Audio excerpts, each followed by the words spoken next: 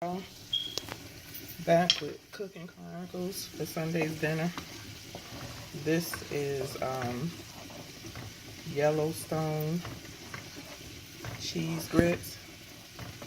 The recipe is you take 4 cups of water with maybe 2 tablespoons of butter and bring it to a boil, and then drop in 1 cup of your stone grits.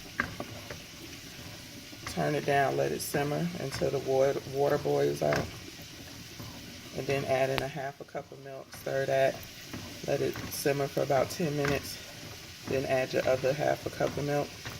It calls for 4 cups of water and a cup of milk. Your salt, pepper, or however you choose to season it, and your butter. This is finished. I didn't have any American cheese, but I'll show you what I used again. This is basically my Yellowstone grits, and it's done. Just letting it simmer until it's time for us to eat dinner. I'm frying fish along with it.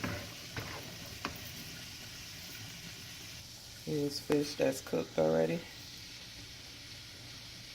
And here's fish that is cooking. And basically, these are your ingredients for your grits.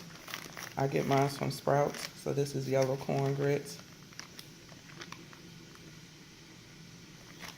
I use Colby cheese. I use this cheese because this is all I had. Normally I use American, but this is not bad either. Your milk, your butter. So a cup of grits, 4 cups of water, a cup of milk, however much cheese you like, and however much butter you like. But it only calls for 2 tablespoons of butter, but I like to add more.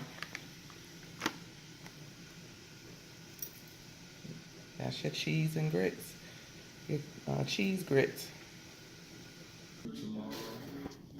Get through tomorrow. What you taking? This is dinner tonight? That's what you taking pictures. You're gonna put it on your page? Yep.